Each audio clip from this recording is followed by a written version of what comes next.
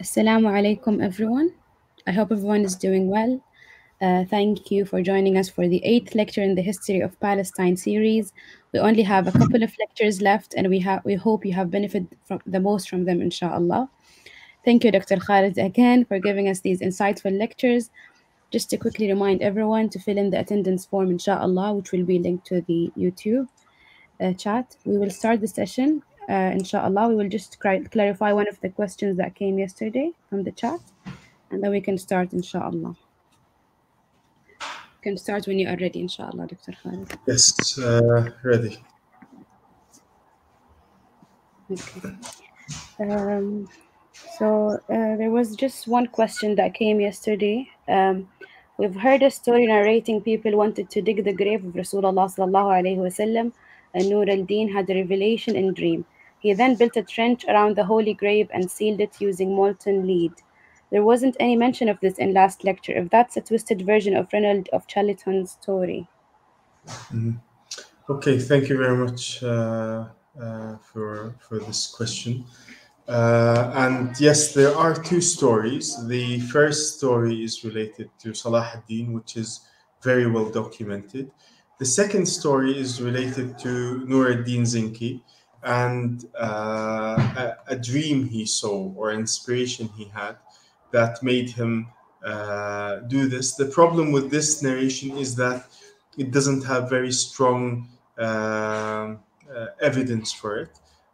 So the story that I mentioned about Salah ad-Din and Renaud de Chatillon is the story that is actually well documented. The other one, some even scholars say that it's not a real story and they do not accept it. However, it is mentioned in some of the late sources.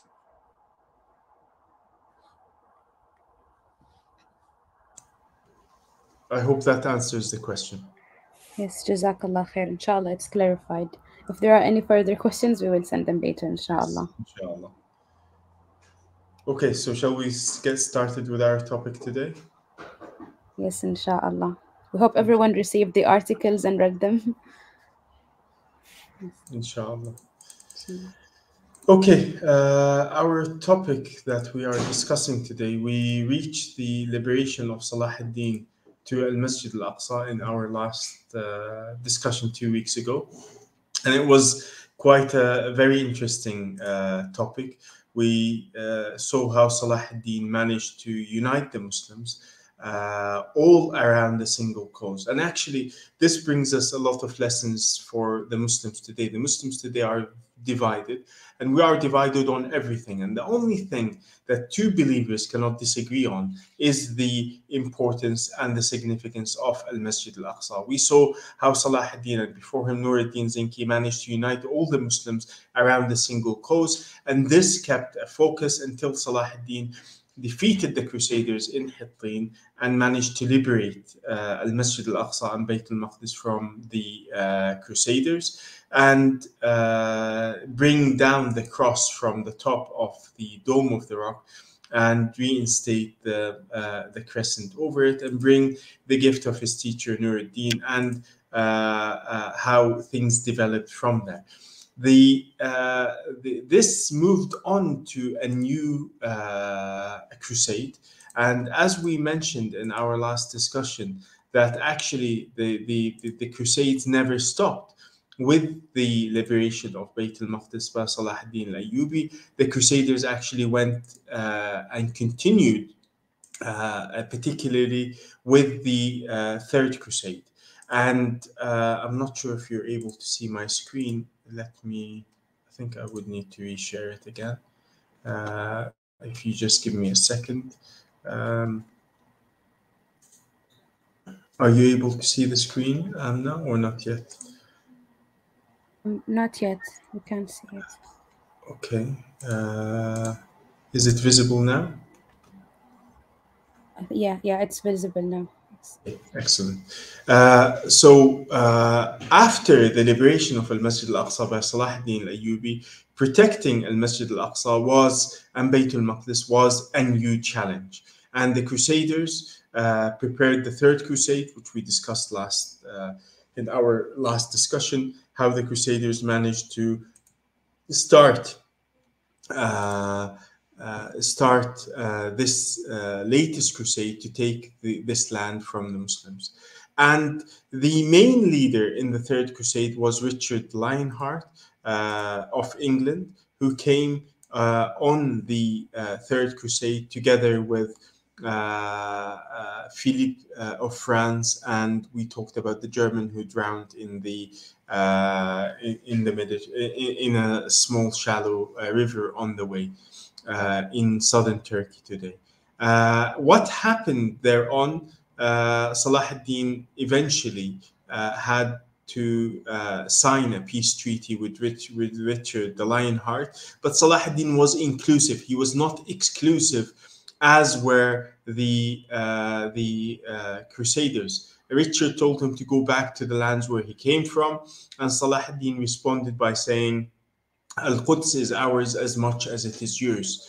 Muslim inclusivity was very important, and we saw this with Umar ibn Khattab, and now we see it with Salah ad-Din, that he is inclusive with the others and allowed the Christians to stay. And eventually Salah ad-Din signed the peace treaty, the Ramla peace treaty, with the Third Crusade, allowing them access to the Holy Land and to Bayt al-Maqdis under Muslim sovereignty.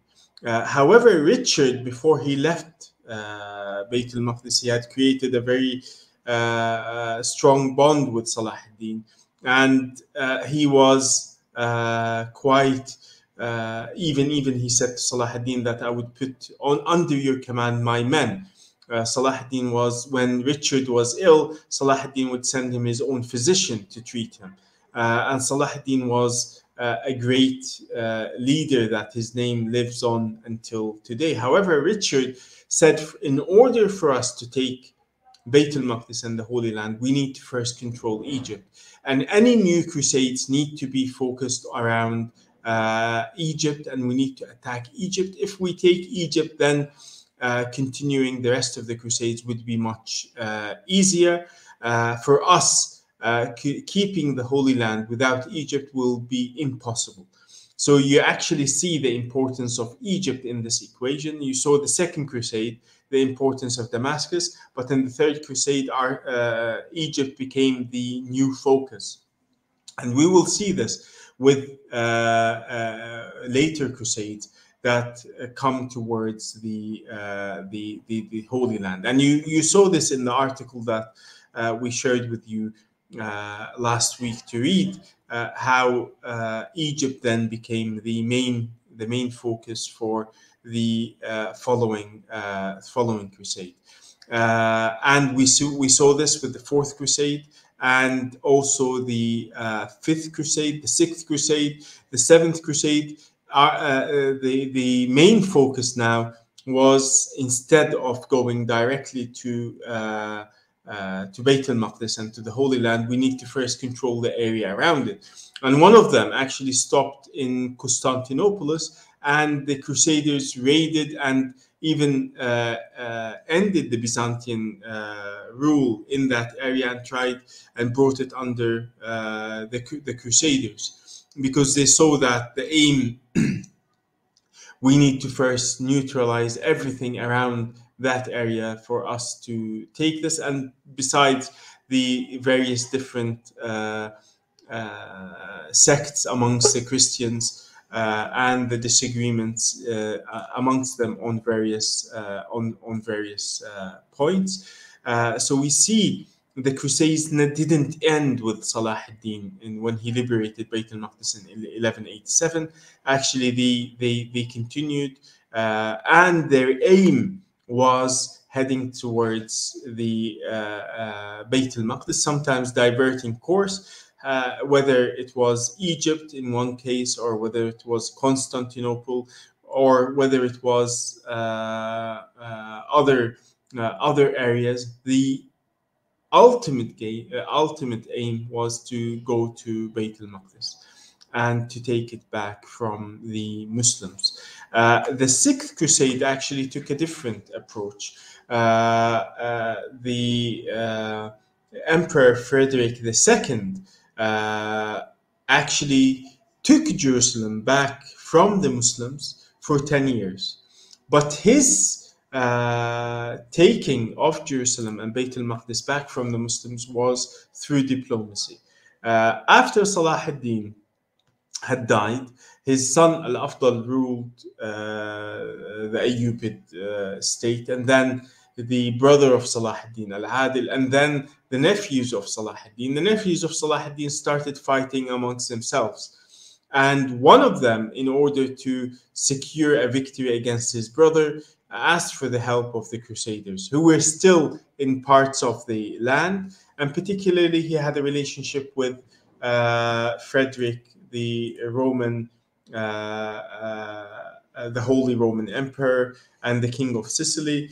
And they went through a number of negotiations. Eventually, they agreed to hand over Jerusalem to the Crusaders in 1229. And he was the first Christian monarch to re-establish Christian rule in the holy city after Salah ad-Din had liberated it. And actually, he tried many times. It took him 9 years to reach this stage, but he set sail initially in the early 1220, and later it was postponed until 1221. And the Pope threatened that he will excommunicate him if he does not go on the crusade. Eventually, he fell ill and he didn't go, and he was excommunicated from the from the church. However, he continued his agreements and his negotiation with the nephew of Salah ad-Din, who handed over the city to him for a 10-year truce in February 1229. And this actually was quite a very interesting visit of Emperor Frederick II, when he came and he visited the city and he took the keys of the city, on the condition that the Muslim holy sites will be in the hands of the Muslims, and the Muslims will not be harmed in Bayt al-Maqdis. And this actually continued for the period. And when he came to visit the city,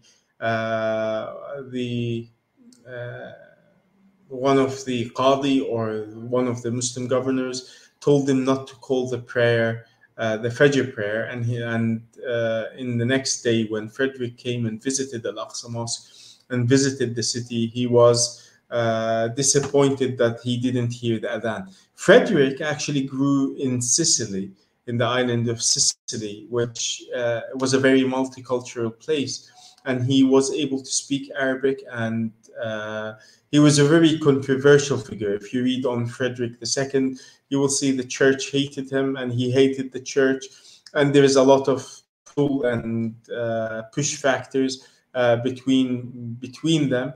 And when he took the city, the church was not happy because he took it peacefully through the negotiations with Al-Kamil and securing this 10-year truce. You can read more on this. Actually, he's a very interesting figure, and he was seen as a heretic by the church, and there was a lot of internal conflict, and they didn't even recognize him taking the holy city under Christian rule. They didn't see it as a great victory because it wasn't done by the sword to an extent. This is the sixth crusade. And then now we come to the following, the 10-year truce. The Muslims took back the city and the region back from Frederick II, and this started another crusade, particularly after the death of Al-Kamil in 1238, and this was known as the Barons' Crusade. And there is a lot of details about these crusades, but I want to get to the crunch of the continuation of this, and the details, you have them in the article in your hands. I think the title of the article, if I was not mistaken, the continuation, yes, of the colonialist project from the Crusade to Zionism, published in 2021. So the details you will find in the article, but let's try to cover the general the general picture, particularly after this deal, the truce ends, and then the Crusaders come back again and take Bayt al-Maqdis by force, and they turn back Al-Aqsa Mosque into a church, and it causes a lot of problems in the Muslim world. When the Crusaders had sovereignty and they were peaceful with the Muslims, it created some backlash, but not to the same extent when it was taken in 1241 and killing the Muslims again. And the Muslims within 2 years this time, particularly As-Salih Ayyub of Egypt, with the help of the Khwarizmis, in 1244 took the city back, and it continued in Muslim hands until 1917. But this did not finish. This is the crunch of the story. This didn't finish the aspiration of the Crusaders to take it back. So from 1244 until 1917, Bayt al-Maqdis and the Holy Land stayed in the hands of the Muslims. And the Crusaders, however, for 673 years, never ended the dream of taking Bayt al-Maqdis back from the Muslims. And every century there was an attempt to take it back. And we see this with further crusades, the Pope calling for a new crusade in 1245.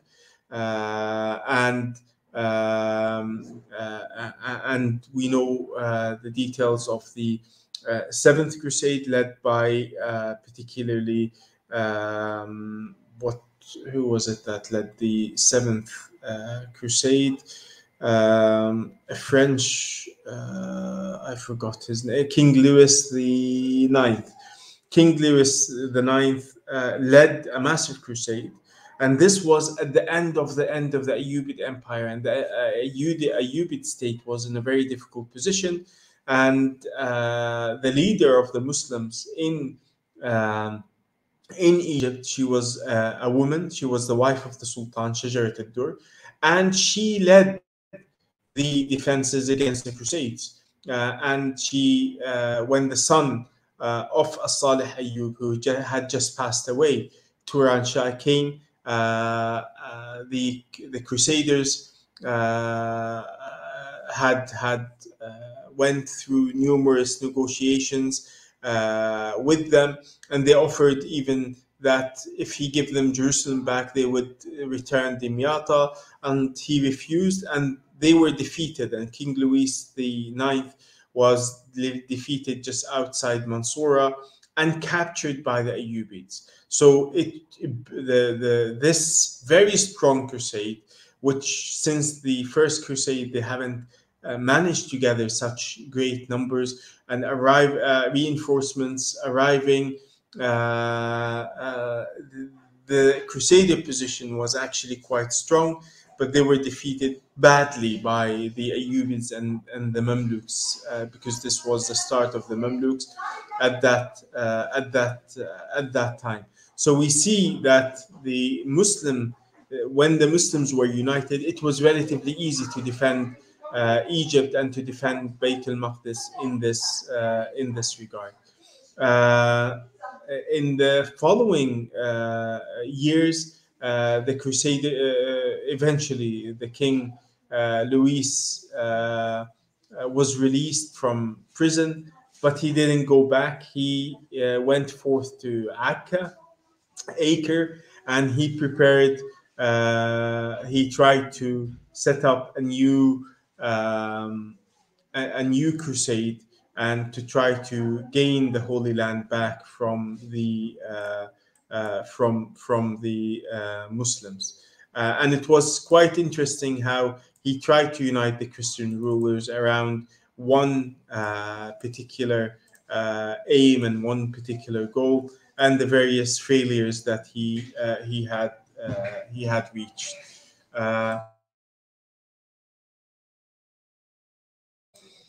Um, so we are at the Seventh Crusade, and the Seventh Crusade um, managed, unfortunately, according to them, did not achieve what it was set out to do. The Seventh Crusade, about 20 years later, was led also by the King Louis of France, and he tried to try to take it back, and he tried numerous different ways, and he had the support, and this was the rise of the Mamluks, and the Mamluks were relatively quite strong with Sultan Baybars and the various different sultans who stood against the Crusaders.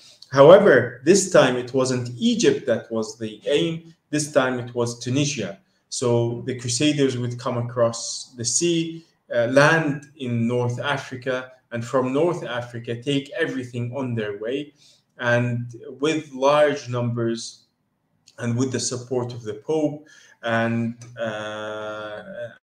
around 10,000 people taking this expedition. And when they reached Tunisia and managed to take at least the first city, was well defended, and they tried. However, the king fell ill and he died. And waiting for his brother to arrive to continue this crusade, later Lord Edward of England, he came late, and they were not able to continue. And out of the whole group, the French and the English, only Lord Edward wanted to continue towards the Holy Land.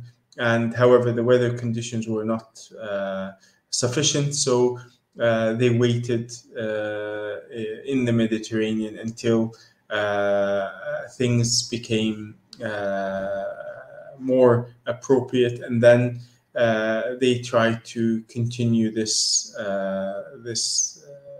new crusade. You can see here the important point to see is that there's always within the 13th century alone, there was so many attempts to try to take back the Holy Land from the Muslims, from people across Europe. We see it, the French, the German, the English, across the whole of Europe. There was, with the support of the Pope, there was different crusaders, set more than 30 set out only in the 13th century, from 1200 to 1300. The number of crusades actually never stopped, and they continued for many centuries. Now, with the end of the Ayyubid state and the rise of the Mamluks, who took over from the Ayyubids, and now they are the new rulers of the Muslim state. And these were slaves, freed slaves, and now they are in control of the whole of the Muslim empire. And the Crusaders seem to find it more difficult to gain new support, so they also signed a peace treaty with a 10-year peace truce with the Mamluks, and this gave Sultan Qalawun, who had a new threat from the east, particularly the Mongols, who were marching towards the east at the end of the 13th century. So trying to deal with them and to try to deal with the Crusades at the same time, it was difficult. So signing this truce was giving them time to concentrate on one more than the other, and you can read the details of it in the paper. There was also the Italian Crusades,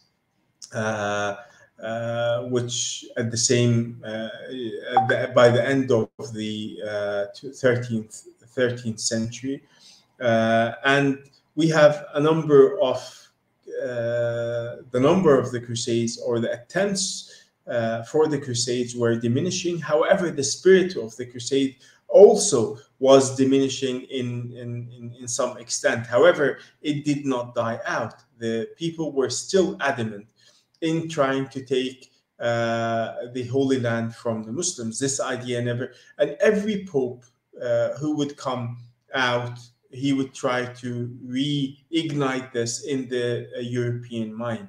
And we see the Crusade of the Poor in 1309.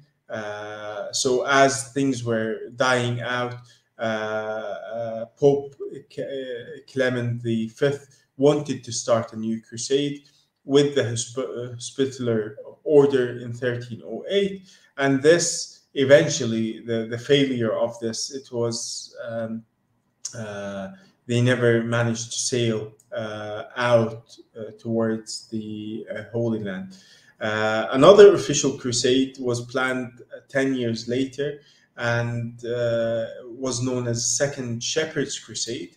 And people from all ages, different groups, were ready to go and fight the Muslims. It was a call across the whole of Europe, but it became very violent. And the Shepherd's Crusade, the Second Shepherd's Crusade, ended by them even calling the Pope and the others as infidels and need to be killed, and it became anti-clerical violence, and it created a lot of civic disorder, and it became very violent, and the Pope ordered their dispersal in the summer of 1320 before they arrived in southern France, and many of them were actually killed by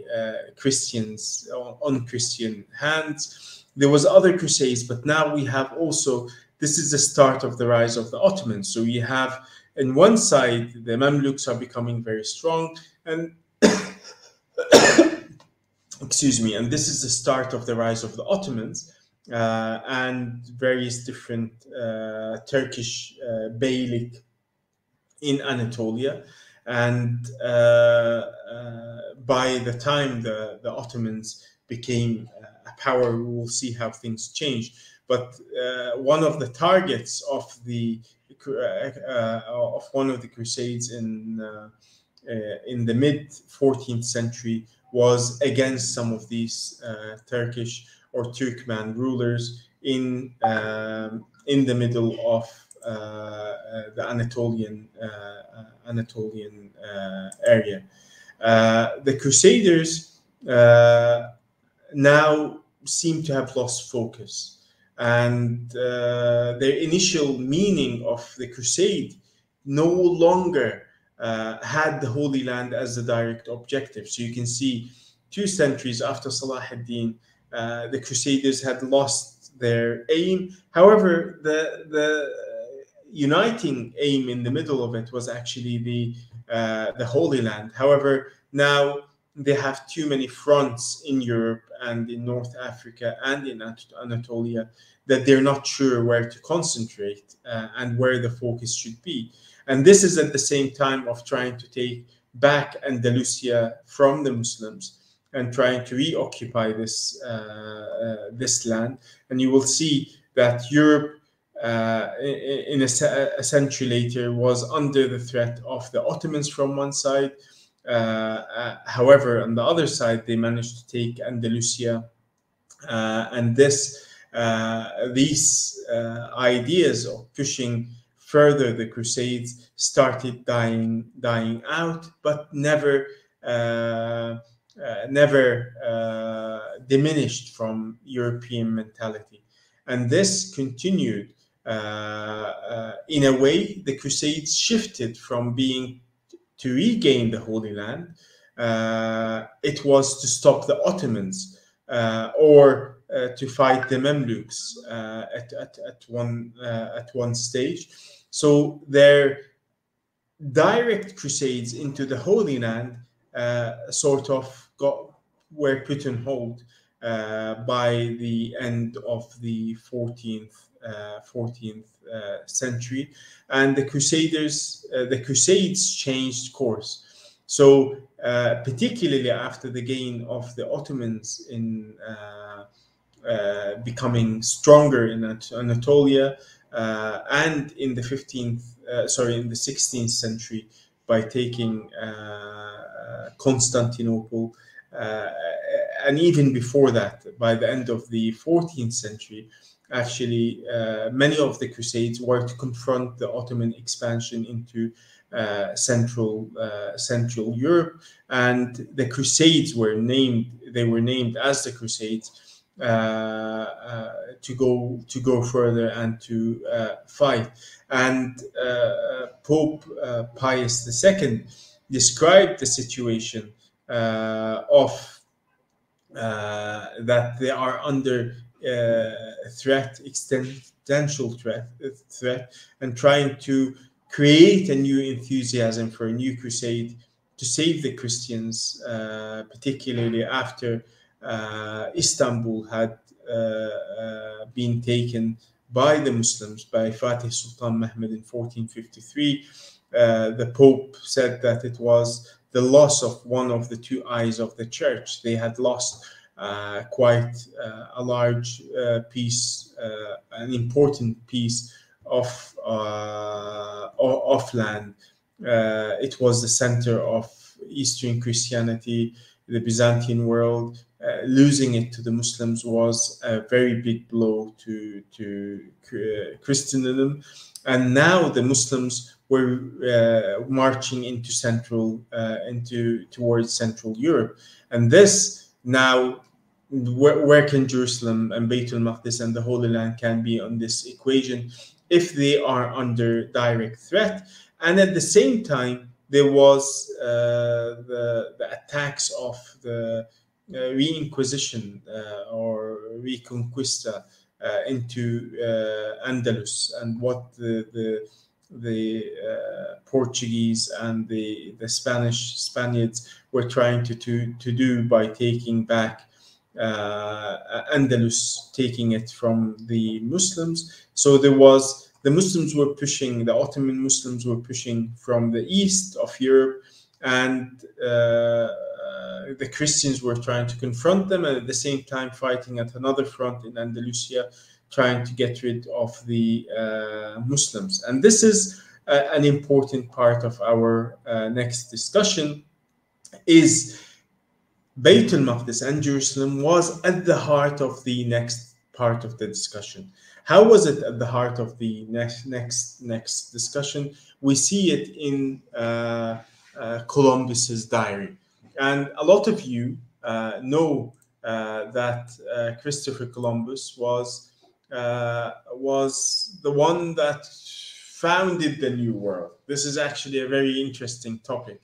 But Christopher Columbus and him trying to find the Americas, actually his aim, and if you'd like to read more on this, you can read this book by Carol Denley, which is Columbus and the Quest for Jerusalem, and she has many articles on this, actually based directly on the diaries of Christopher Columbus. And it's quite fascinating that he was obsessed by, particularly after the completion of the Reconquista in Al-Andalus, he was obsessed with taking back the Holy Land from the Muslims.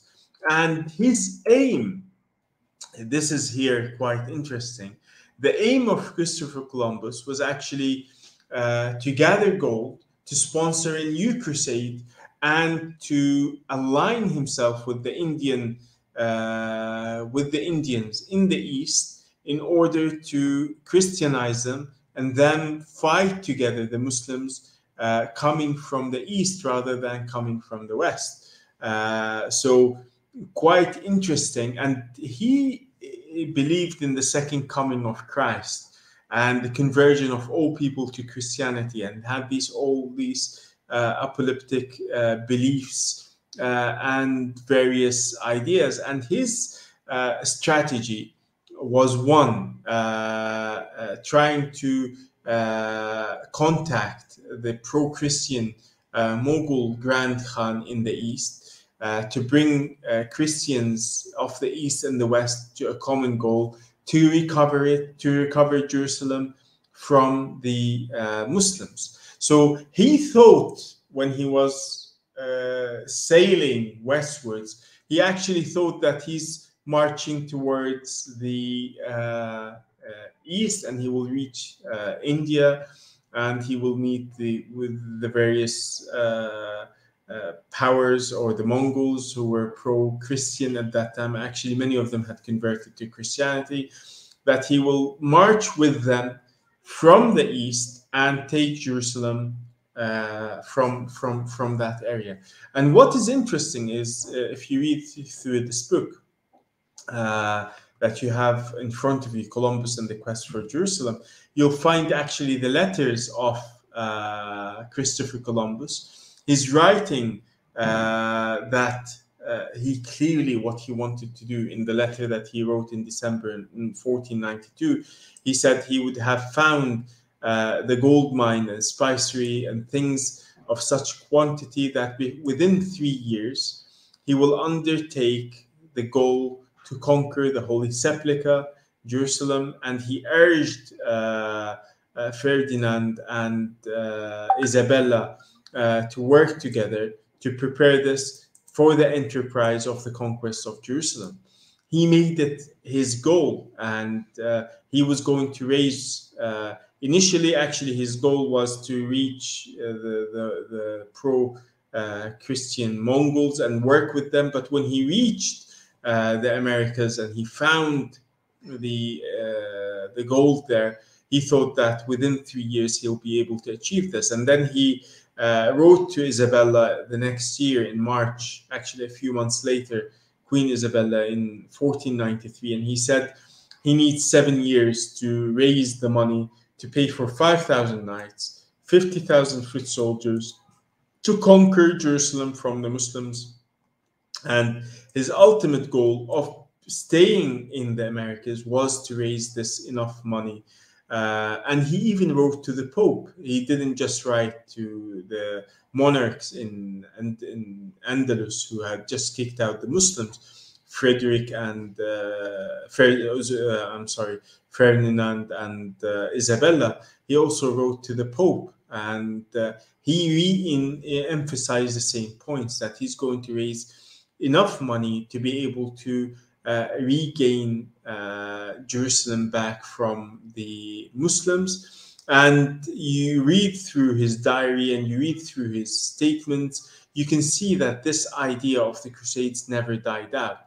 This is a few hundred years after Salah ad-Din had managed to reconquer the city from the Christians. We see the Christians were still with the idea of taking back Bayt al-Maqdis from the Muslims, and they were adamant to fight the Muslims to gain it back. And you can see this shift with Christopher Columbus, who didn't get much attention from the Ferdinand.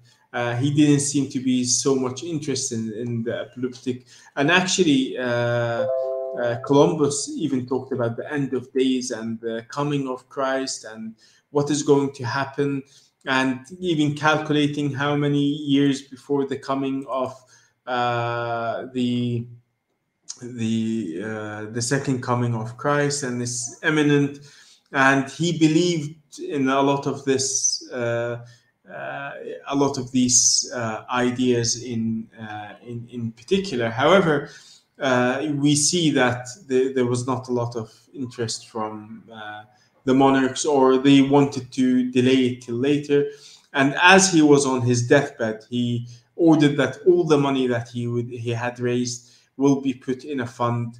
And he even, just before he died, he tried to convince Isabella and Ferdinand to take this forward. And Ferdinand didn't see it was the right time. But however, before the death of Ferdinand, he did attempt something, but it was also unsuccessful. So you can see This idea continued, however, the spirit for it clearly declined. Although someone like Christopher Columbus pushing this with a lot of power, with a lot of money. However, it never materialized. And now we have a change in who is ruling Beit al-Maqdis in the Holy Land. Now the Ottomans in 1517, with the weakening of the Mamluks, now the Ottomans were coming and taking over the Holy Land and the whole of the Muslim world from the Mamluks. And now it was everything was in the hands of the Ottomans, and the Mediterranean Sea became the Ottoman Sea, or the Muslim Sea, or the Muslim Lake, as some accounts presented within that period. And this, now we are at the 16th century, and the change of hand. The Mamluks now no longer in the Holy Land. Now it's the Ottomans, and the siege of Vienna. The Ottomans never stopped. The Ottomans were marching right into Europe in 1529. The Ottomans were becoming even more stronger, and Europe was on the defensive. Europe had no chance to be on the offensive. However, we have someone called David Rubini, who came and met with the church and the Pope in 1524. So as we see just before the siege of Vienna, and in order to counter the Muslims, they saw that it's an opportunity for Eastern Jews and Christians, Western Christians, to unite forces to re-establish now Christian rule in Jerusalem, but also to allow the Jews to be part of this. And he met with the Pope, and then later with the King of Portugal, and with other kings and other rulers to try to support this. And this project actually was quite interesting. This is the first project for Jews across the world to unite under Western powers, and to be re-established in Palestine. So the first seed of Zionism seems to have started there. However, this didn't materialize, and this project failed with the imprisoning of David Rubini. And then, however, this project was taken a few centuries later further by Theodor Herzl. However, what we see is there is a change of tides in the Crusades, and we see things are moving towards a different approach, particularly with the rise of Protestants across Europe. And you see what happened with during the reign of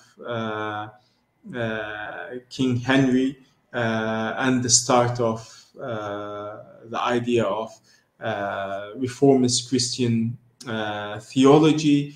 Many of them who rejected the ideology of the Crusades, and they condoned fighting the Ottomans, and celebrated sometimes even the Crusader victory, such as the Crusader victory in the 16th century in 1571. However, their approach and their ideology was different. We have the Puritans who were talking about the New Jerusalem, and turning it into a metaphor.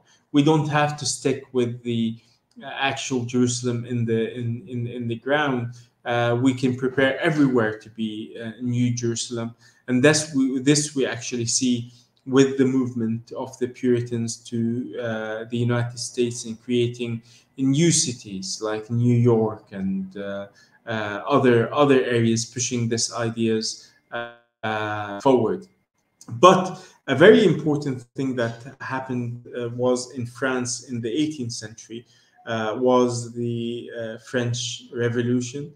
and the split between, and we will come to this discussion next week, the split between the church and the state, and the experience of the West on this regard, and the experience of the Muslim world, and how this infectious disease then spread to the Muslim world later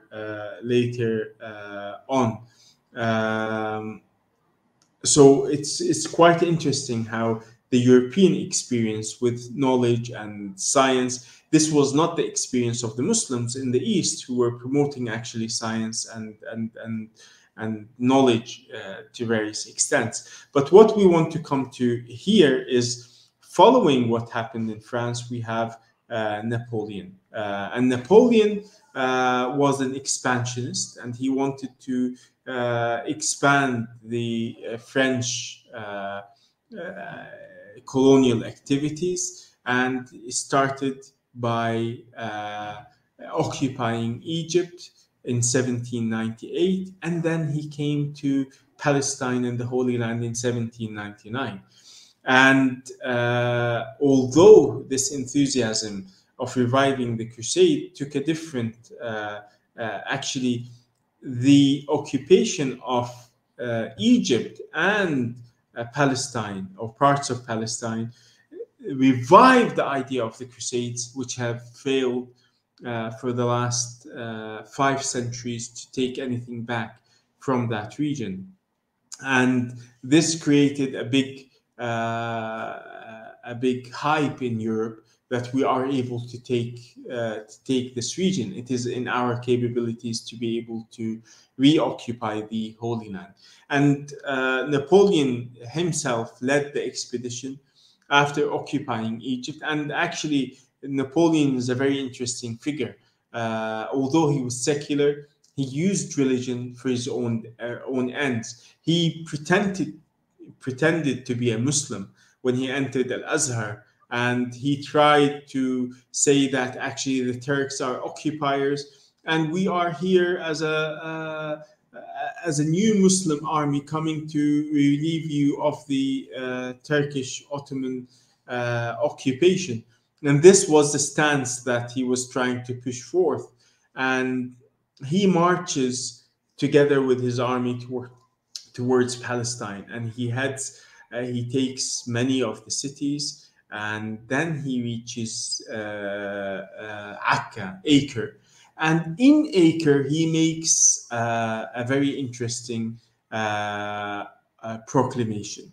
He calls all the Jews in the world to come, particularly in the East and the West, to come under his rule, and particularly in Asia and Africa, to gather under his flag, in order to re-establish the ancient Jerusalem. And he will rebuild for them the temple. And it was really interesting that he would make such a claim, and he would invite the Jews from across the world, particularly Asia and Africa, to come under his banner, and he will establish for them the Temple of Solomon. He will re-establish a Jewish state, but under Christian French rule. So you can see, actually, it was quite interesting, the discussion that was taking place, and it was very well received to some extent. However, the Jews in Palestine did not support Napoleon's mission. Actually, they supported the Ottomans in defending the city against the French.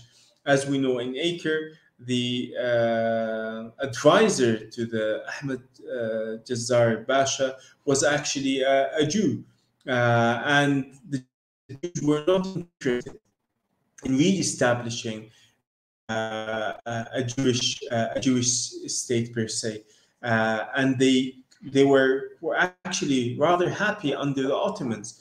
when they were expelled from Europe, particularly from Spain, when the Inquisition was taking place, they found a safe homeland for them across the whole of Ottoman lands.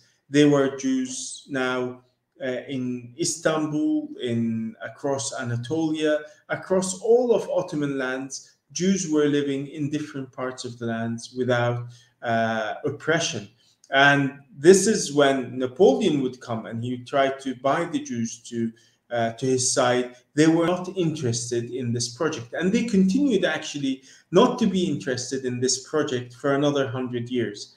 But we will see how they managed to be, how European powers managed to win them, win them over, and it is quite interesting how the Jews were actually used by European powers for their own end. I'll quote something from Napoleon. He says, "By declaring myself to be a Muslim, that I established myself in Egypt. If I had governed the nation of the Jews, I would have re-established the Temple of Solomon." This man, Napoleon, actually was very cunning, and he managed to use religion to his own ends, and he was pushing this in the direction that he wishes to do this. And this was reported in many of the media, particularly even in the Scots magazine in the early 1800s, that it is rumored that he proposes to build the temple at Jerusalem and re-establish the Jewish hierarchy and government in all their ancient splendor in the Holy Land. I'm quoting here, to which he will invite that people from all nations of the earth will come, in the Scots magazine in 1806. Napoleon didn't give up this dream, even coming back and after his failure and after he was defeated by the Ottomans in 1799 at the walls of Acre. Now he had to head back to Europe, and he was still pushing this idea with Jewish groups in France.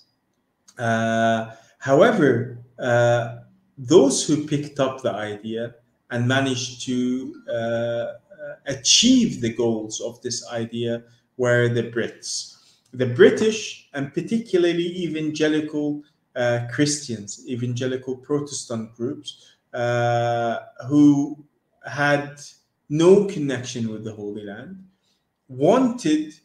started pushing the idea immediately after Napoleon's failure. They took this project on and tried to lobby the British government to buy in their project of restoring Jews, between quotation marks, to Palestine. And this is connected with the Christian belief in the second coming of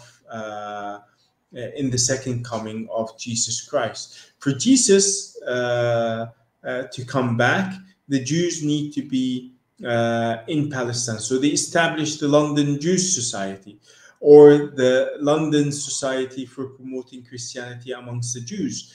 And they tried to push this idea forward, to convert the Jews to Christianity and then move them to Palestine. The first part of the project failed miserably, with very few Jews accepting Christianity. So this part of the project was a great failure. The second part of the project, they started then pushing, since they failed in the first part, let's push for the Jews to be restored to Palestine. And when Jesus Christ will come, he'll convert them to Christianity. And then that's his job, not our job, in a sense. So they started pushing for the idea of migration of Jews from Europe, particularly the UK, to Palestine. And actually, many of these people were actually anti-Semitic and anti-Jewish, but they wanted to use the Jews as a pawn in order for them to fulfill the goal of the second coming of Jesus Christ. And you actually find this with a lot of Christian Zionists today. They're actually anti-Semitic. But however, there is an alliance between them and Jewish Zionism because they give them a lot of support. So they overlook this anti-Semitism and they place this label on anyone who criticizes the Zionist state. But these people are actually supporting it in a sense. But their eventual goal actually is very scary, even for the Jewish people.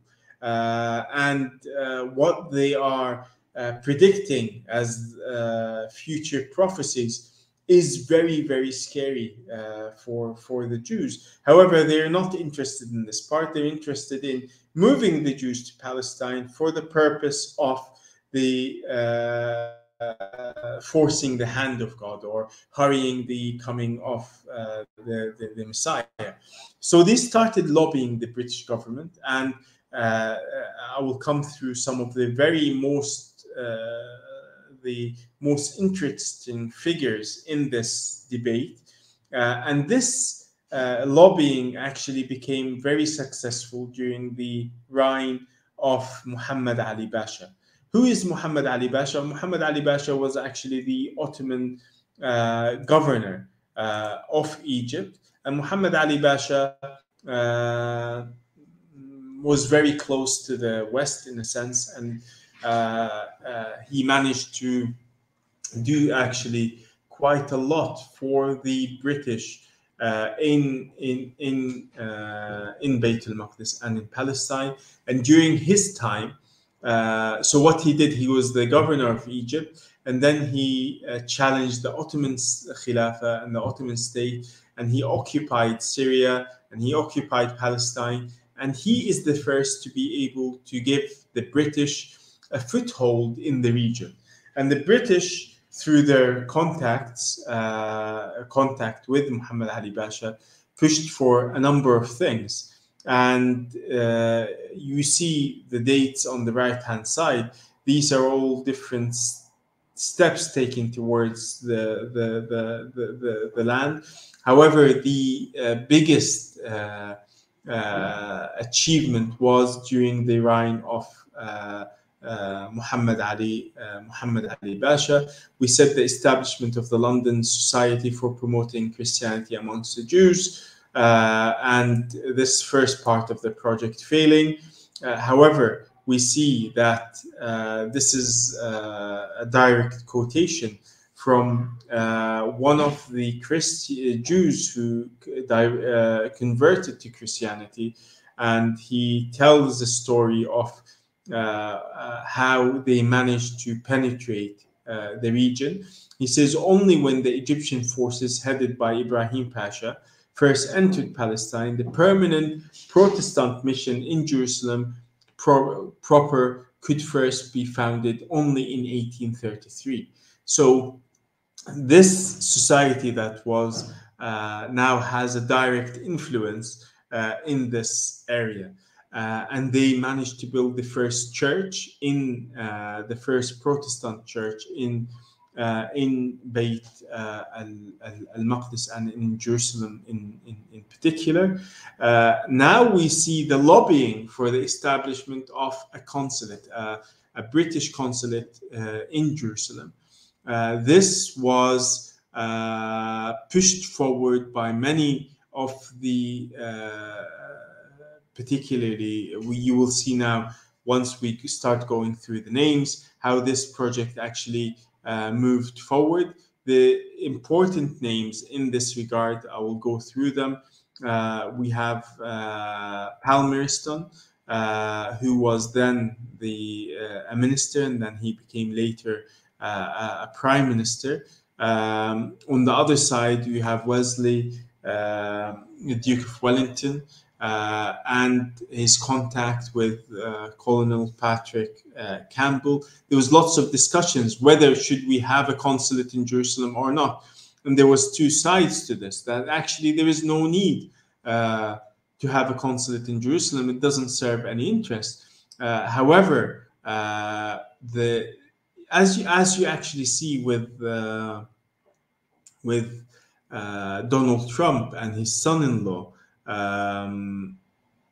Jared Kushner, the influence over Palmerston was through the biggest influence actually came from Lord Shaftesbury, who was his son-in-law, and it was through this family connection that lobbying Shaftesbury with all these politicians trying to argue for and against the creation of the consulate, the other background story to this, and there's a lot of articles that have been written on this particular issue, some of them which downplay the role of Christian Zionist or evangelical groups, and others which talk about their role. But what is interesting is that all of this led to eventually all these contacts over a 2-3 year period eventually led to the establishment of a British consulate in Jerusalem in 1838, just before Muhammad Ali Pasha left the region. And now what is in place is that this consulate is the one in charge of the Jewish population, and they are the ones that are promoting. And the first general consul in the Holy City is actually, his mandate is the protection of the Jews. So his mandate was to bring the Jews under the, because actually the story is actually very interesting, and I'm just giving you a quick run through what we are going through, but there's a lot of details in each of these stories. And one interesting story is how all of this then became part of how the British, who do not have, there is no Protestant community in Palestine.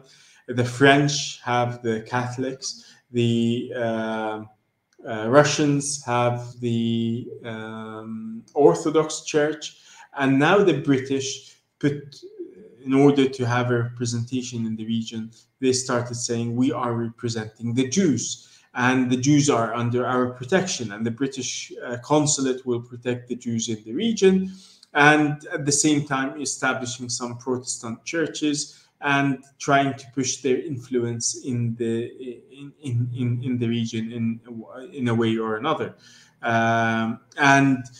This being part of the mandate of the consul, it's not about protecting British citizens, although some of the Jews now in the area were actually British citizens, but it is protection of the Jews, and they were trying to push this forward, and at the same time trying to lobby the Ottoman state and say to them, we are representing the Jews here, and the Jews are under our protection. And actually, Lord Palmerston was trying to influence the Ottoman state to allowing the Jews to migrate to Beit al-Maqdis and to Palestine, which was rejected. And this project never ended, and they continued to push this idea forward. And all of this is before Jewish Zionism. All of this is Christian Zionism, which comes way before, at least a century before, and even more before Jewish Zionism. And their aim is for us to reinstate the Jews in the land of Palestine, I reiterate, for the second coming of Jesus Christ. For this to happen, we need to do this. And now with the rise of nationalism across Europe and trying to influence various, now we have Turkish nationalism on the rise, Arab nationalism on the rise, and Jewish nationalism. And only when Jewish nationalism came on board, this is the birth of Jewish Zionism. And we have the first Jewish Congress in Basel, the first Zionist Congress in Basel in 1897, and gathering the Jews around the idea of a nation and homeland. And actually, Theodor Herzl was advocating that they need to create a land wherever it is possible. He was happy with Southern America, or even Africa, or even Arabia, wherever he is able to establish a Jewish. And as a secular individual, the connection with Palestine was not that important. However, to fit in with the Christian Zionist idea, actually Palestine would work much better. And the Jews in this regard were actually used by the British for the British national interests. And in this period, we see a lot of writing about now, particularly after the Suez Canal was dug between the Red Sea and the Mediterranean Sea, cutting the route of the colonies from India and the East coming to Europe, and particularly the UK. The British managed to occupy Egypt, and now in Palestine, many authors many newspapers were pushing the idea that for British national interest, Palestine needs to come under the British. Put aside the religious argument, actually, in order to control this whole region, Palestine needs to come under the British. It is our trade route and for various things they were pushing forward. But actually, to find a foreign, and this was documented in some of the literature, that to create a foreign entity in Palestine as a buffer state, so to use the Jews to rule this land on behalf of the British, this would divide the whole of the Muslim world and would give the British access to all the different waters. And the Ottomans were very aware of this, and actually a lot of fighting took place, particularly in the mid-19th century, in the 1856, if I'm not mistaken. You have the Crimean Wars. And these wars were actually over Christians fighting on who will control the Christian holy sites in Jerusalem, particularly after the British came into the picture, the French, the Russians. Each one wants to control the churches. And the Ottomans were trying to sit on the fence and try to keep the status quo, that all Christians can come and visit the churches, but all these different Western churches and Russian churches all wanted this to be in their own hands, particularly during the time of Muhammad Ali Pasha. Each Christian state had a different scheme for Palestine. Each one of them wanted Palestine to be under Christian rule in one way or another, and to have it as a separate province ruled by either the French or the Swiss, or each one had a different projection. However, the Ottomans managed to get rid of Muhammad Ali Pasha and to bring Palestine under their rule. But the interests of the West never stopped, so they went forth, and you have the Crimean Wars starting because of fighting over who will control the Christian holy places. The Ottomans managed to settle this, and the Ottomans had gone through lots of reform in the state, and seeing the European interest in this region, the Ottomans then decided to have the province of Al-Quds al-Sharif, the province of or the Mutasarrifiyya of Al-Quds, directly under the Caliph in Istanbul. So it will be governed directly from the center. It will not be left to the governor of Syria. It will be directly under the Ottoman Caliph. And we know the reason for this is that Western interest in this area was increasing, and each one was pushing for more say in what is happening in Al-Quds and in Jerusalem and in the whole of the Palestine in general. And the Ottoman caliphs and sultans were aware of this, so they were pushing this idea to try to stop this idea from progressing. However, we come to the end of the 19th century with the rise of Jewish Zionism and Theodor Herzl coming to Sultan Abdul Hamid and asking him to allow the Jews to be established in that area, and offering that they would consolidate all the Ottoman debt in exchange for a charter allowing the Zionist access to Palestine, and even paying so much gold to the Ottoman Khalif that he would give this up. And it's interesting how Turkish nationalists, Arab nationalists, and sorry, not to that extent. Arab nationalists were not strong at that time, but Turkish nationalists, particularly Ittihad and Taraqi and the Young Turks or the Young Ottomans initially, managed to bring down Sultan Abdul Hamid. And in the letter written by Sultan Abdul Hamid when he was dethroned and he was taken out of the seat of the caliphate, it was actually very interesting that he wrote a letter to his sheikh in Sham, in Damascus, and he clearly said actually the reason why he was taken down from the throne of the Khilafah is the John Turkler.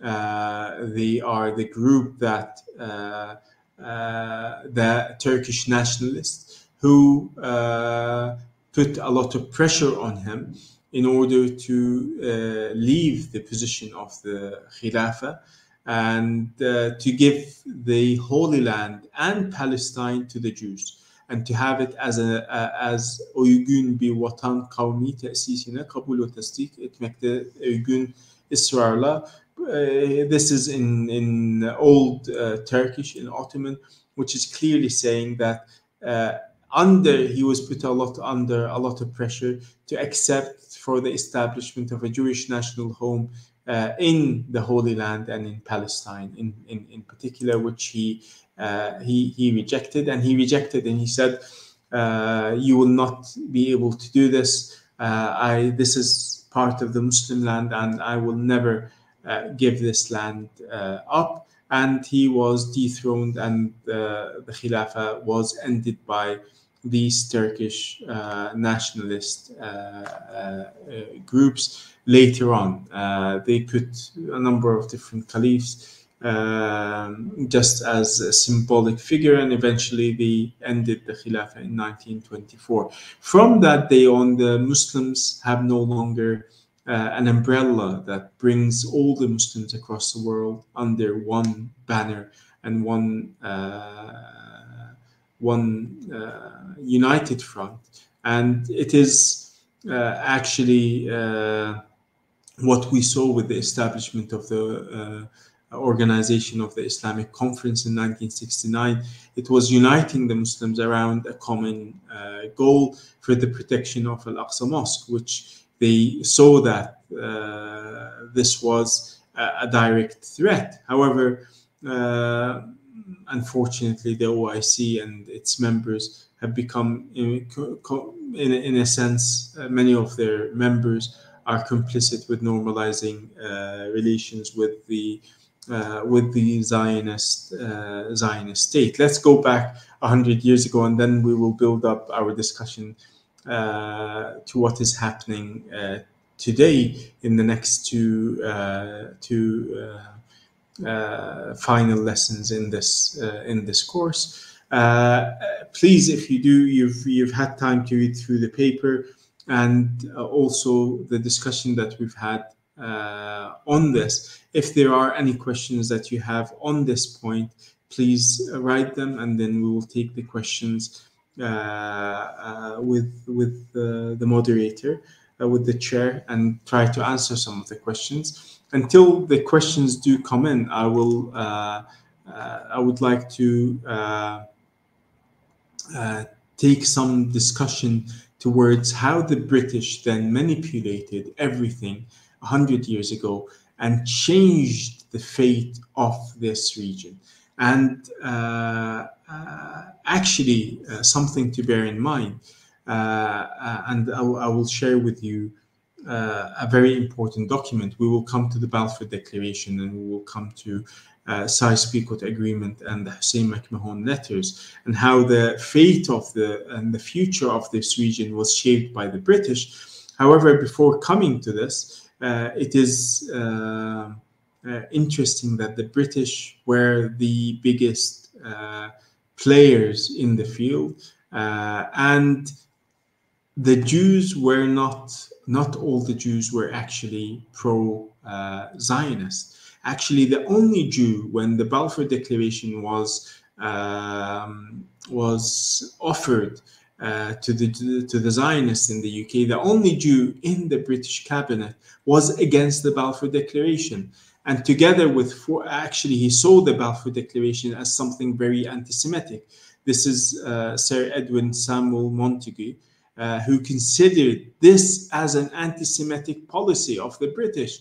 They want to get rid of the Jews out of the UK and send them somewhere else. And he signed a letter together with 45 prominent British Jews against the allocation of Palestine to the Jews. And this is actually quite interesting, a very, very interesting discussion. And this was published by the Palestine Return Center, and I will share the details of this with you, and you can read it. It was giving away others people's land, the making of the Balfour Declaration. You can find it. It was published in London, but also you can find it online as a PDF. If you type the name of this important document, it talks about how the Balfour Declaration actually was created and how it was not supported by Jews, or at least British Jews were not happy with this with this idea. However, unfortunately, this is the view that was then pushed forward and argued that this is the case, and all Jews were actually in support of this particular declaration. So I will share with you the details of this, and you can find this online and be able to learn more details about even anti-Zionist Jews right from the beginning. It's not a new phenomena. And this was published by the Palestine Return Center in the UK, the making of the Balfour Declaration. I hope, yes, you are able to see it, and see the actual link is also shared, so you can read this interesting document. Let's get back to our discussion. If there are any questions from those who are with us, please do not shy away from asking these questions, because what we've covered so far here is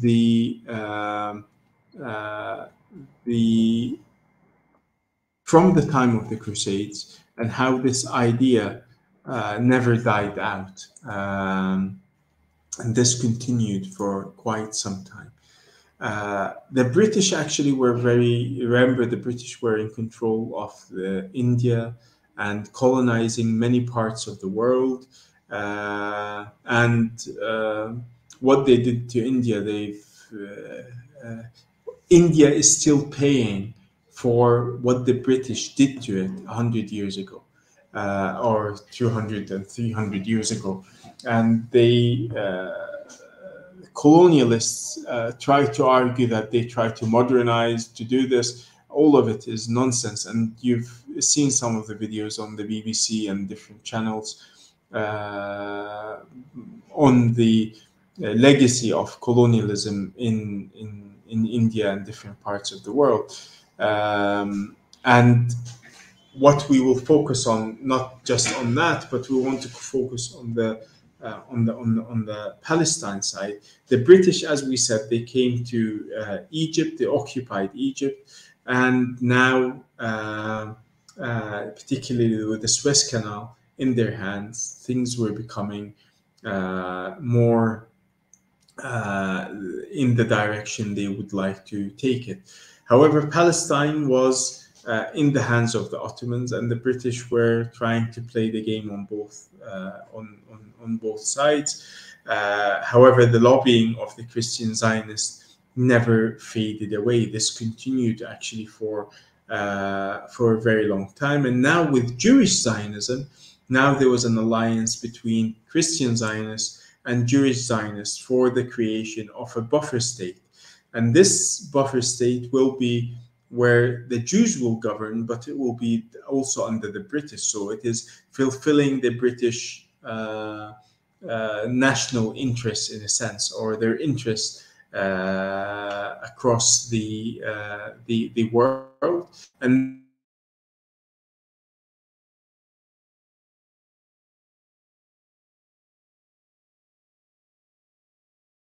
we split it up from the Eastern Muslim world, and this will count this process as a tool.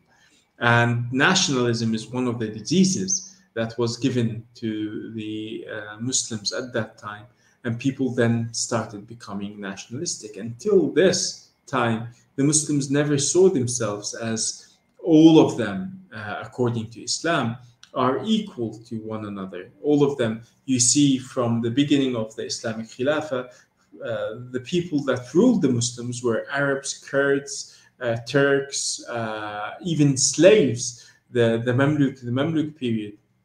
And the understanding in Islam is that there is no superiority of one nation over another.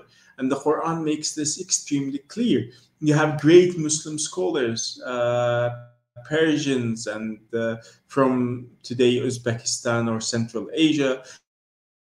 You have from Indonesia all the way to Africa, Arabs across the whole of the Muslim world. The Muslim scholars did not believe in this idea of nationalism, and it did not make a difference.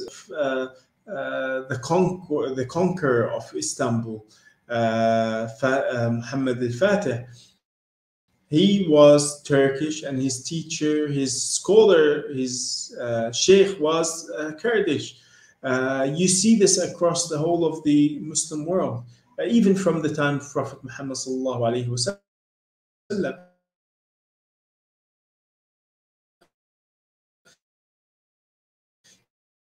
You see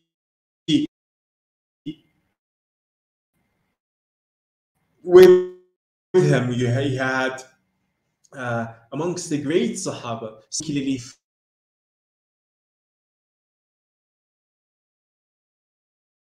across the Muslim world.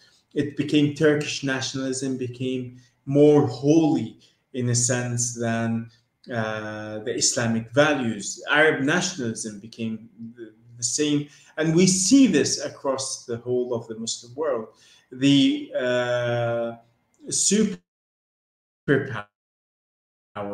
particularly at that time, the French and the British, promoted this idea of nationalism, and actually most of the nationalist groups actually started from Turkish nationalism, and Arab nationalism started from France, from the cafes in France. This is where they were staying. It's not something real. It is, as you see in the image here in front of you, it's like presenting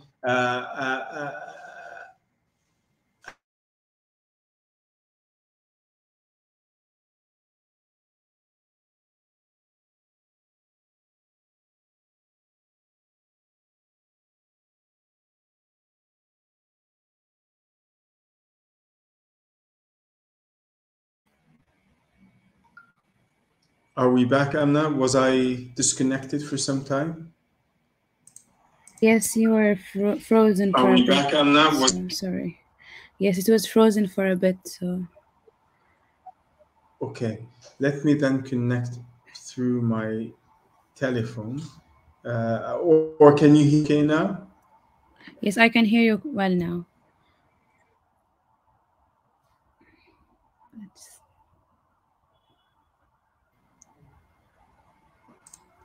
yeah.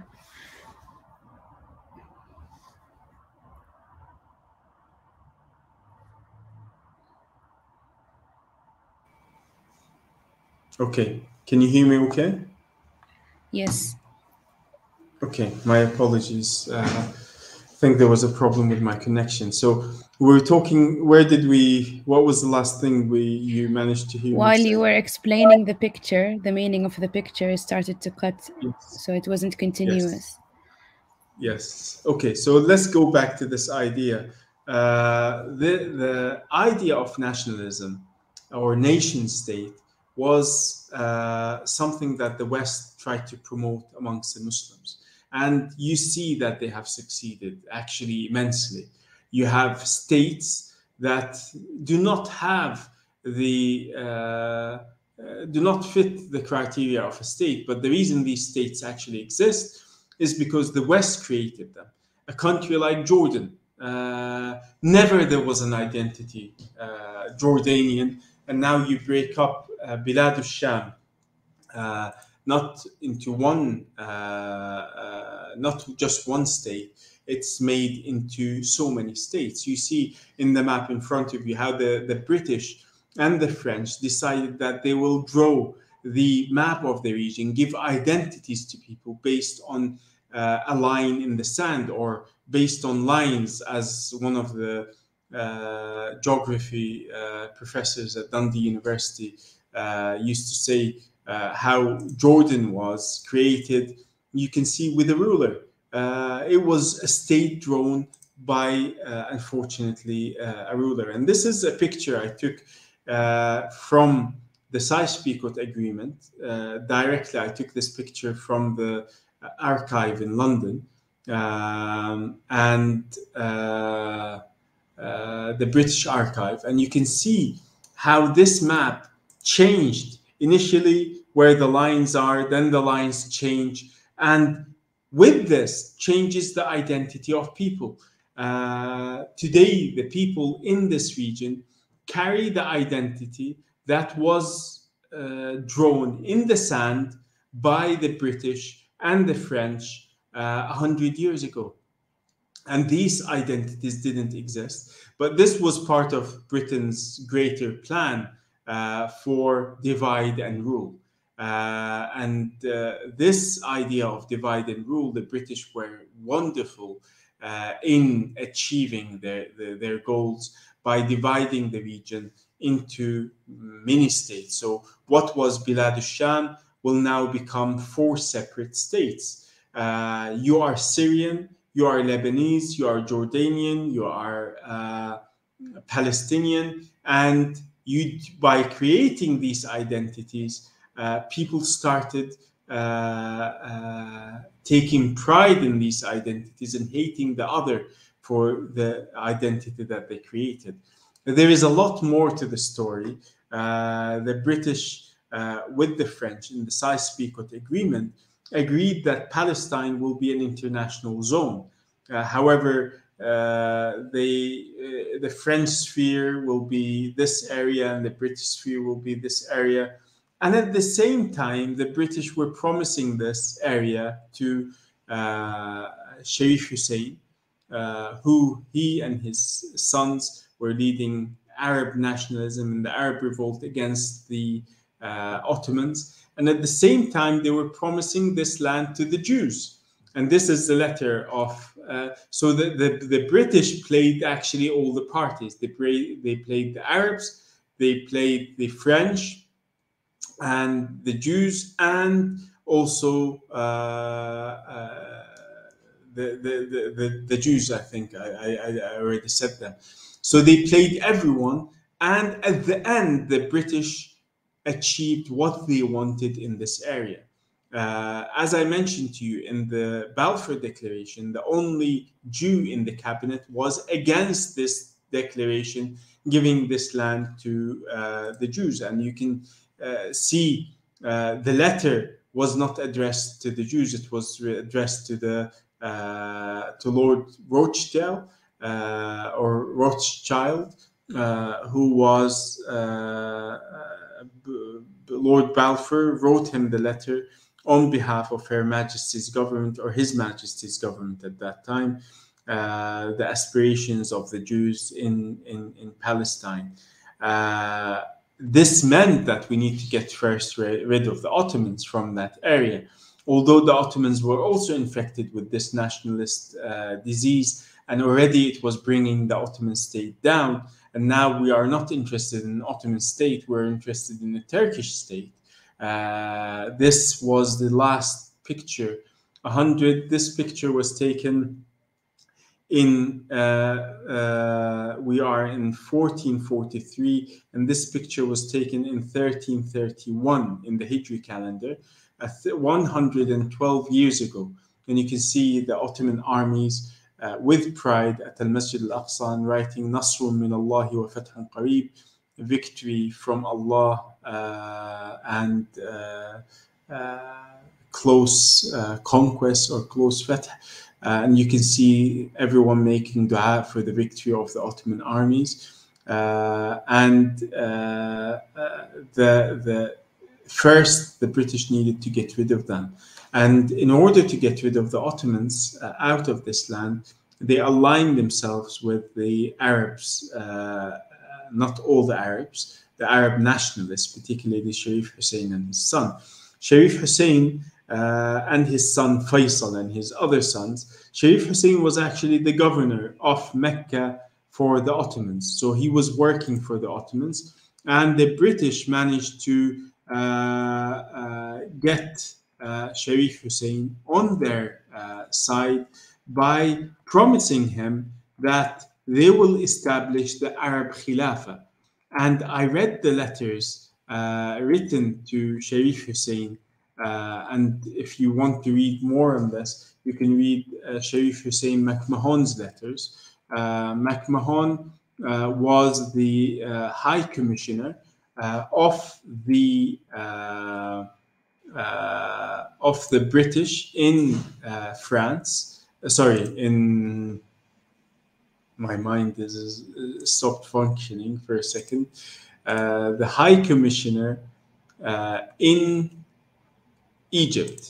So he's the British High Commissioner in Egypt, and he together tried to liaise between the discussion between Sharif Hussein and the British government on what they promised him. And what they were promising him was quite interesting.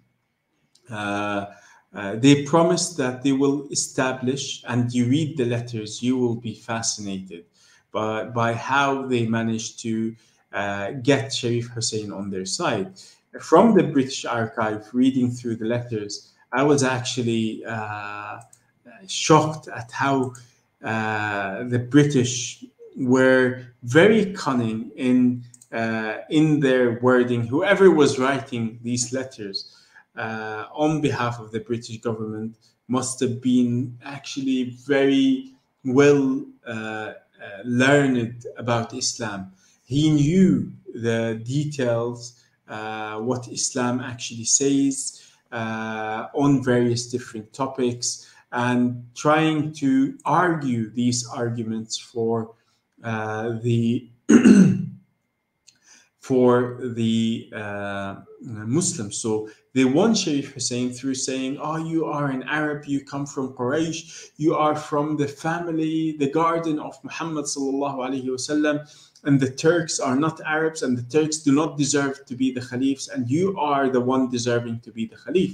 And they mentioned the Khulafa from Abu Bakr all the way to the last Arab Khalif, and saying actually the Ottomans have taken the Islamic Khilafah by force, and they do not deserve to be in this position. And this is how they build up this in the mind. And this continued in 1915 and 1916, particularly after the Ottomans entered into the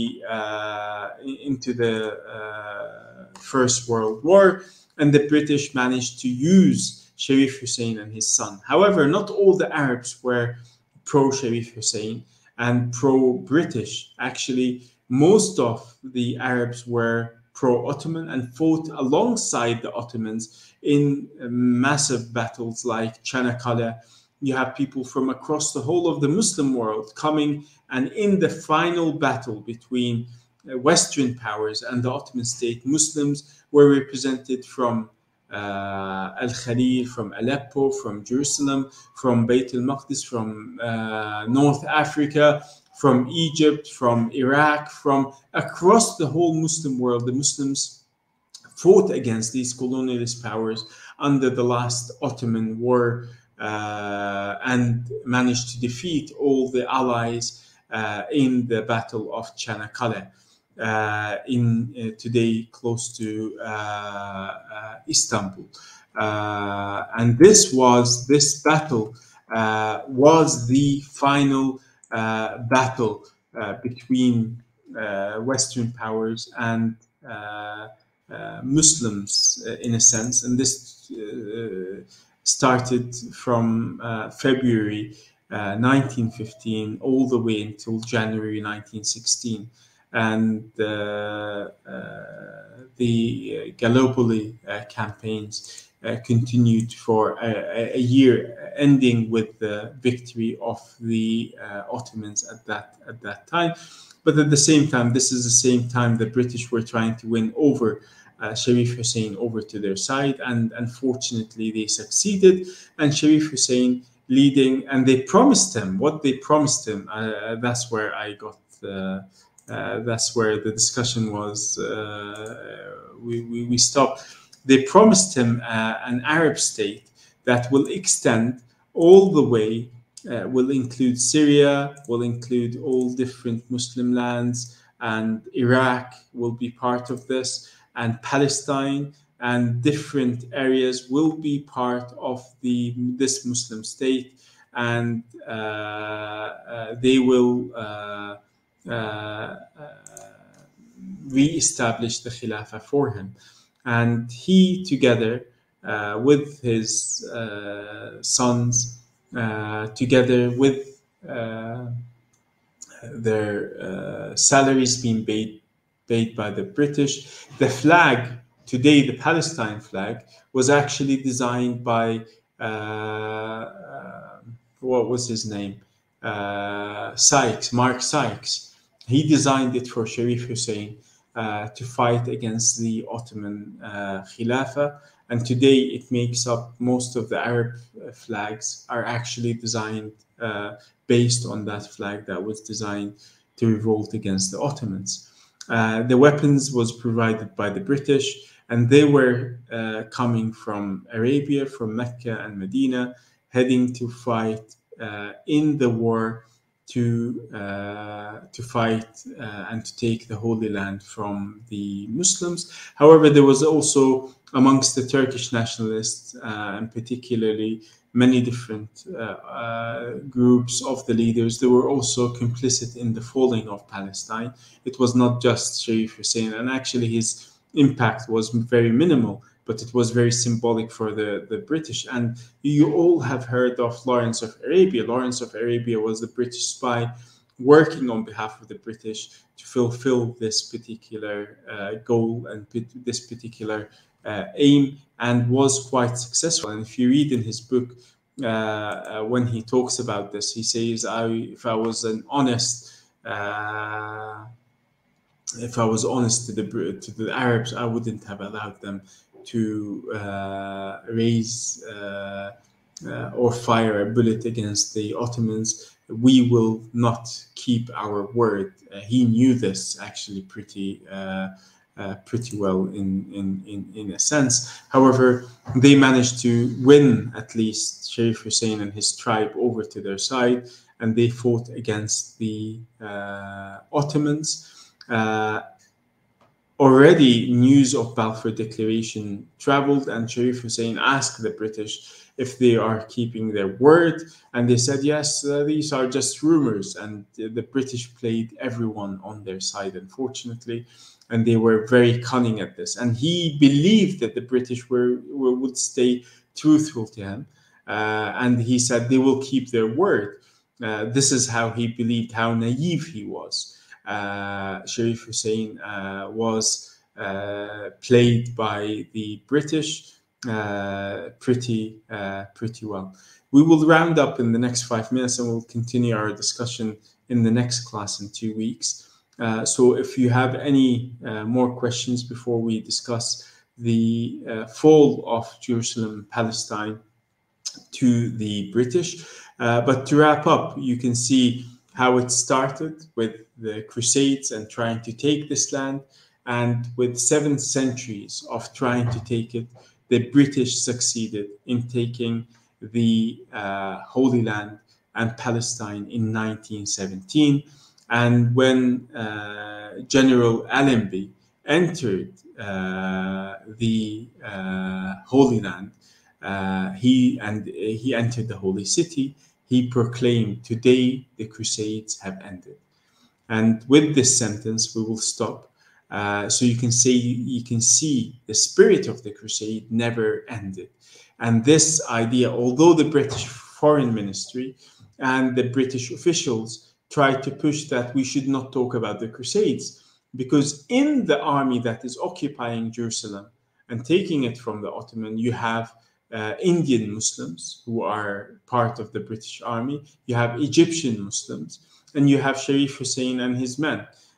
So all these make up the army that occupied Palestine, and this was the pinnacle of the war, the occupation of Jerusalem. And for it, Allenby called Lawrence to come, and also joining this was a very important woman. If you haven't heard of her, I really suggest that you read about this woman, because her presence in the conquest of Jerusalem, the occupation of Jerusalem, she was a very important woman.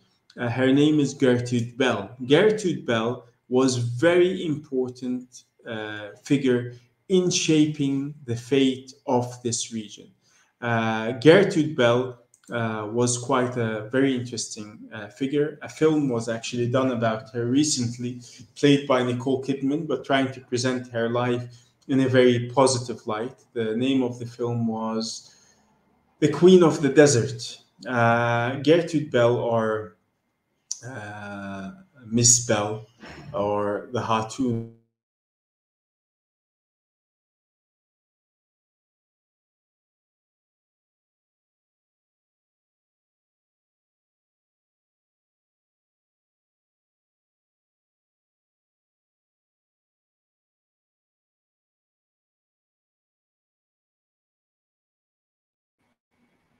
sorry, did we get disconnected again? Yes, just for a minute. You were just Okay. saying about Gertrude Bell, and then Yes. yeah. She's a very important figure, and I really suggest that you read on her. She's the one that created the kings, meaning the kings of the Arabs. Faisal, the son of Hussein, had her by his side. He would not take a decision without her. Actually, she was not just his advisor, she was also his mentor. And the other, what was his name?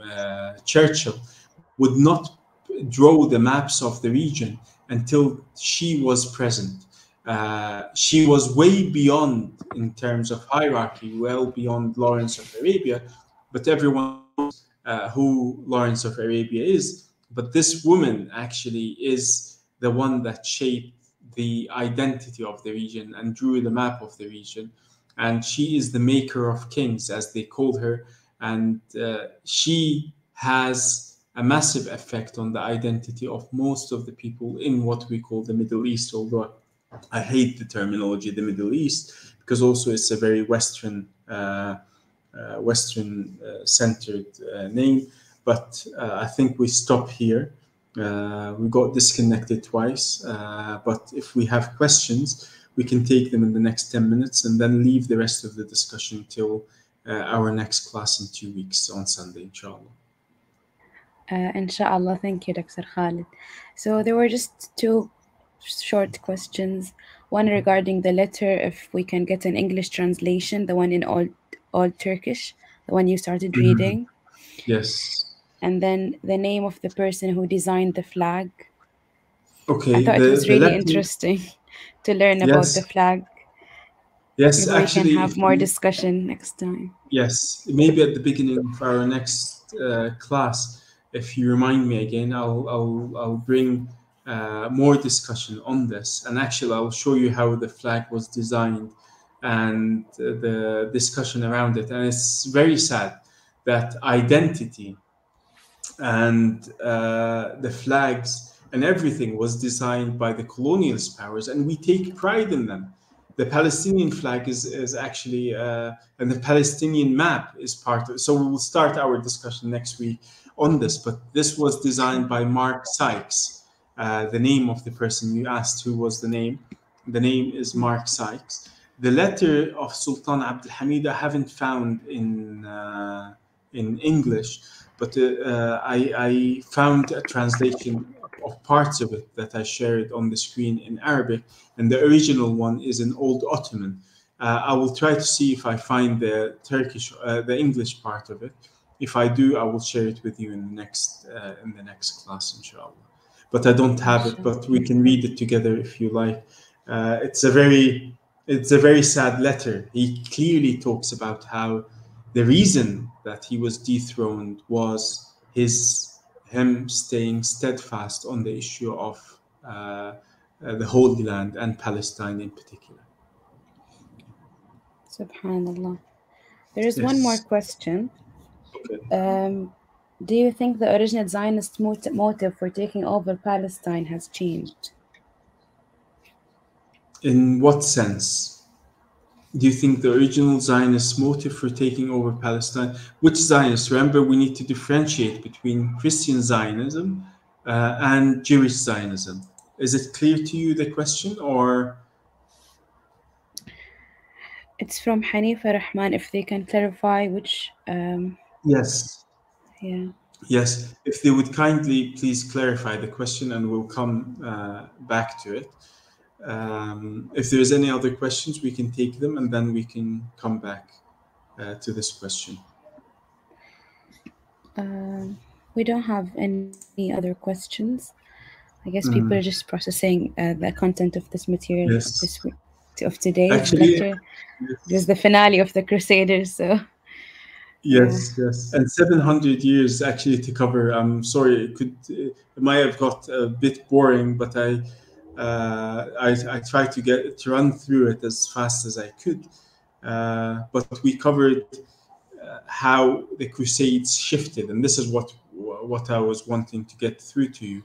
That the aim was initially the Holy Land, then it shifted towards Egypt and North Africa, and then the Crusaders lost focus. And then, even with Christopher Columbus, actually, as I was doing research on this, I was really shocked about Christopher Columbus's mission that he wanted to take the Holy Land back from the Muslims, and he had a grand scheme.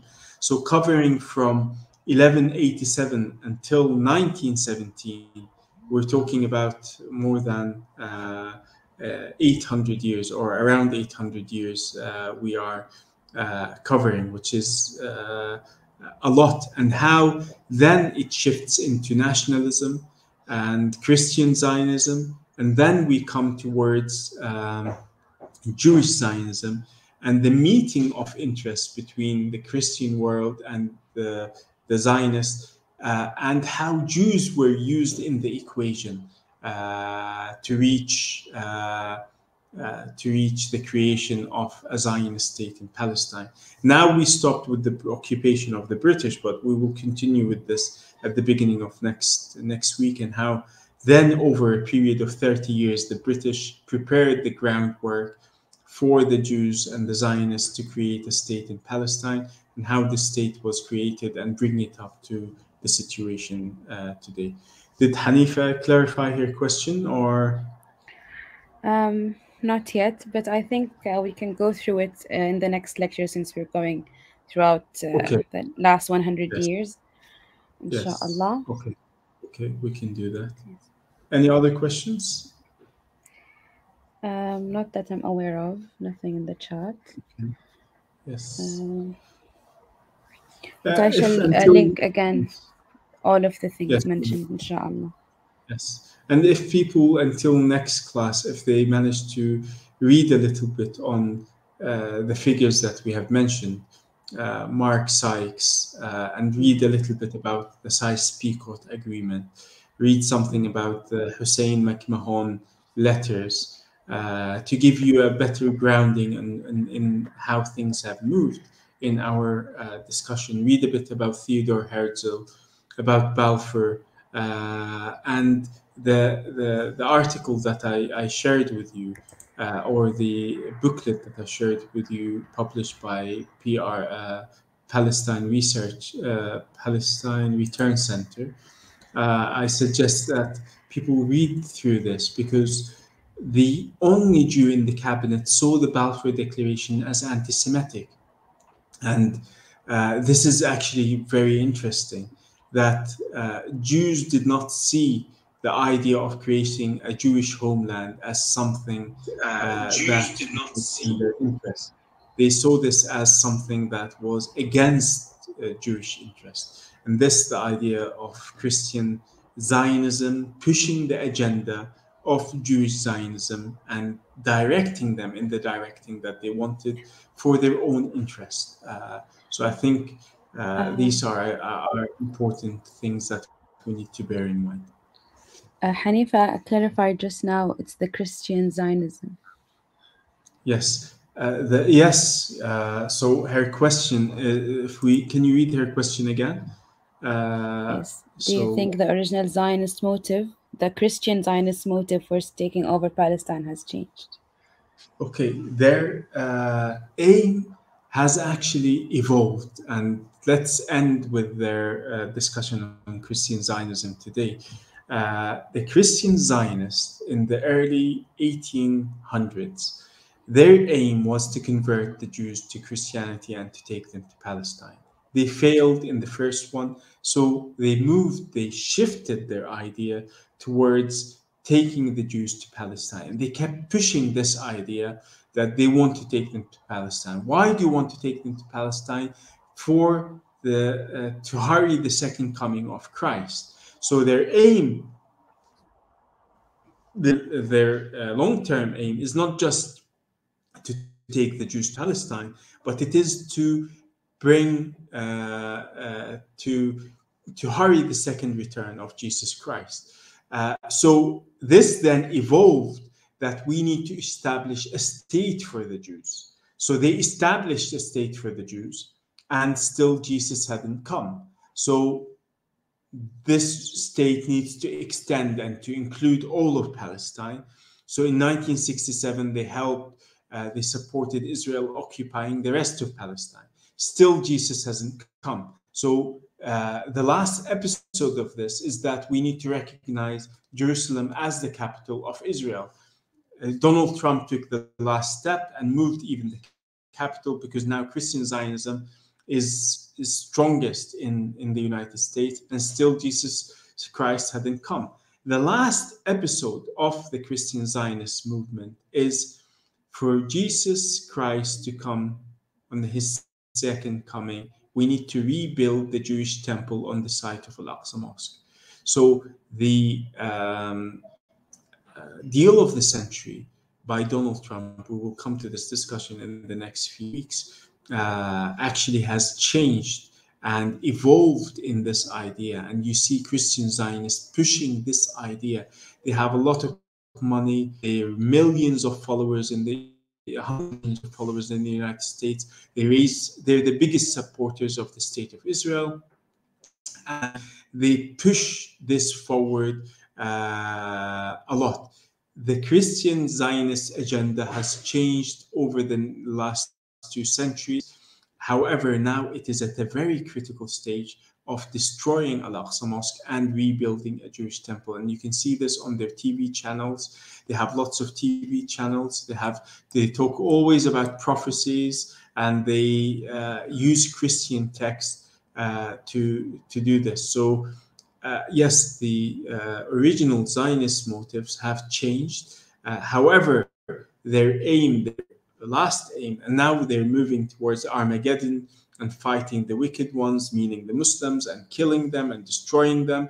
They talk about a new Holocaust for the Jews. They're really messed up in their prophecies. However, they believe in this, and the biggest support from the United States comes from these Christian Zionist groups who want to hurry the coming, or force the hand of God, as they call it, force God to send his son down back to earth and to have this Armageddon, World War III, and to end and to bring peace and harmony to the world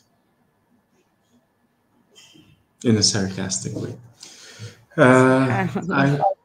Yes, we will talk more about them when we come to the contemporary context, but they've changed their original plan. However, all of them are in the same direction of getting rid of the Muslims, getting rid of Al-Aqsa Mosque, and reinstating the Jews. And actually, many of them are anti-Semitic. So I don't understand how Jewish Zionism and Christian Zionism can come together. However, it's the same goal of supporting the state of Israel is what brings them together. Back over to you. We can wrap up if you wish. It's been nearly 2 hours. Yes, inshallah. I hope everyone has enjoyed this lecture so far, and looking forward for the next 2 lectures when we discuss what's happening right now and the changes that are happening day by day, inshallah. And Jazakallah khair, Dr. Khalid. It was really a brilliant lecture today. Like, throughout the years, you can see the changes and the influence that has been done on the Islamic states around the world. Inshallah, we'll be looking forward for the next lecture. Yes, Jazakumullah khair. Okay. Yes, we can Thank wrap you up, very inshallah. much.